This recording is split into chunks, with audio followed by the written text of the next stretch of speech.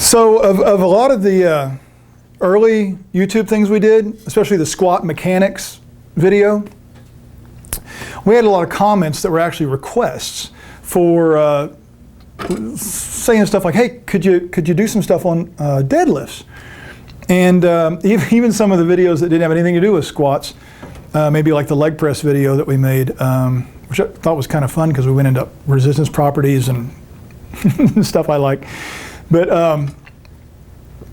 yeah, even on those they were going like, cool, what about a deadlift? So this is not meant to be all-inclusive in any way, shape, or form. It's just a couple things that popped into my head so that we can make all you deadlifters happy, at least temporarily. And ultimately, we're going to have to do a lot more because this is a popular subject and it's a very in-depth subject. And like everything on YouTube, this is just a splattering, right? Just a little tidbit of what's really needed to talk about this. Anyway. First thing I have to ask you is what kind of deadlift? I see kind of a stiff-legged version. I see a dumbbell version. Somewhere someone's doing like the trap bar version. I guess not in these. But you know what I'm talking about, that hexagonal shaped bar that wraps around you, which changes everything compared to having a barbell in front of you.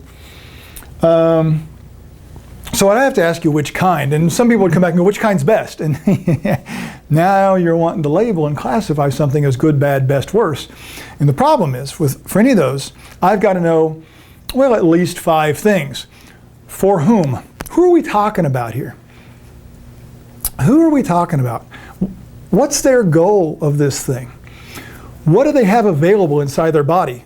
Joint ranges. Muscular output, what do they have available? Do they have the awareness to control their body? Do they own it, in other words? What is their tolerance? What is their back tolerance? What is their hip tolerance? What's their ankle tolerance? What's their systemic tolerance for this thing?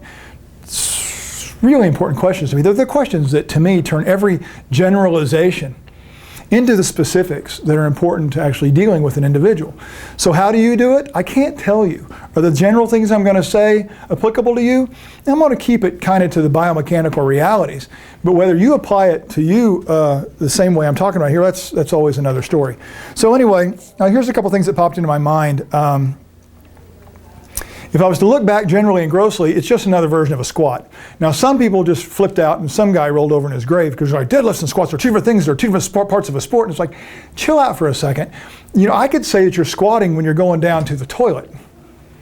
I could say that when you're doing a deadlift, you're not squatting down to grab the bar. So when you think squat, you think an exercise. This thing that we do in a squat, this folding of the lower extremity and reaching down, or even if the hands are up here, you're lowering this stuff. Let's call that squatting if it's okay with you. Now you can squat for the sake of doing a squat that's an exercise. You can do a squat-like thing with a bar in a different place. A lot of the things still hold true, but because the bar is in a different place, some things change. So now imagine this. When we looked at the squat mechanics before, the bar was up here somewhere, and its placement and the length of your trunk, that all played into where you needed to be, as did these proportions. And I don't want to rehash that much, but here's an interesting thing. Where that bar is, assuming the bar is significant, if it's not just the bar, a 45-pound bar and a 200-pound guy, that bar doesn't mean much in terms of its effect on your center of mass. But if you're a 200-pound guy and you're deadlifting 400 pounds, or even 200 pounds, your body weight, that bar is a major influence.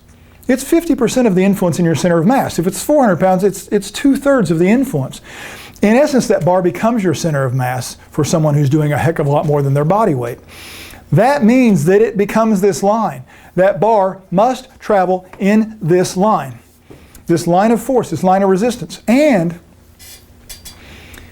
because it's a bar, it's got to go in front of your knees. You're not taking that bar out here in front of your feet and around your knee. That means your knee stays back here. Now, if you remember from squat mechanics, there's a give and take anterior-posterior relationship between where the hip goes and where the knee goes, anterior-posterior. If the knee can't go far anteriorly, then the hip must go further posteriorly. And the arms/bar/shoulders must stay over the foot. This person cannot be, oh, what have I done here? Oh yeah. Safety first. This person can't be back here with this bar in their hand. It's got to be out in front of their knee and over their foot. In all honesty, a deadlift is interesting because A, the moment arms are not at the knee. You won't sense or use quite as much quad anywhere near as much as you will hip muscles, and because they're best buddies here, the back muscles are closely related to near same moment arm and are responsible for holding all this stuff. There's a monstrous challenge in this position, just like it was in squatting, only this is required here. It's not just a choice. It's not something that can necessarily be manipulated. So, having said that, you know, you could have what we called crummy proportions for squatting. You could have really small, short, whatever, floor to knee compared to femur, and still get away with squatting, I mean deadlifting, because you already have to put the bar in front of your knee. So in review of those mechanics, somebody built like this might actually be better at deadlifting than squatting. Now, unfortunately, if you're a power lifter, you kind of have to do both. So there's a blend there. But that's the next thing we need to talk about is why are you squatting? Because that's going to determine things like, well, let's talk about range of motion. Let's talk about range of motion because that's another influence. So everybody thinks there's a specific, you got to lift it from the floor and return it to the floor. Why? That's the most creativity you've got? Well, because that's powerlifting. Who said I'm powerlifting? The first thing is to go, are you deadlifting to be a power lifter? Because if you're not doing it for that sport, the rules of the sport don't apply. They don't. What is your goal for this thing? What are you trying to affect? Well, I'm just trying to get better at deadlifts. That's good to know, the skill of it. But there's also other influences. Are you doing it for certain muscular gain? That does not require necessarily going to the floor. Are you doing it for, gosh, I can't, laundry list of reasons that people tell me. I'm doing it for power, I'm doing it, which is not the same as power lifting. They're actually doing it for speed purposes. They're doing it for their low back. They're doing it for their butt. They're doing it for, there's a variety of things. But that goal is important, and also the individual is important. Because the way this person's built, their current ownership of their body, their current tolerances for this thing, may mean that their best place to do this is from a rack that stops where the bar stops at their knee. It may stop below their knee. It may stop above their knee. And someone's going to go, that's not full range of motion. Guys, the exercise doesn't determine the range of motion. The goal and the individual structure and the individual's control and the load, there's a lot of other factors. That you have an arbitrary, predetermined exercise rules version of what range should be is really inappropriate for other people.